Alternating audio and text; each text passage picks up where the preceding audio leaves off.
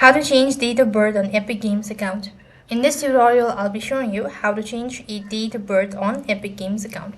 So for that case, go open up your browser and on the web address bar, go ahead and type in epicgames.com. When you type in the link, it's going to direct you to the official page. Here, go ahead and tap the profile icon and log in into your account. Now enter in your information or the credential and click the continue button. So when you're logged into your account, go ahead and press the profile icon one more time, and then you need to go ahead and select accounts from a drop down menu. While you're on the account section, it's going to take you to the account settings, and here you'll be able to see all of these information. So next, what you'll need to do is scroll down a bit, and from the left hand side bar, go to parental control. When you press that, you need to go ahead and enter in the pin that you must have created. In my case, I don't happen to see that, but I'm going to first of all create the pin and click on create pin.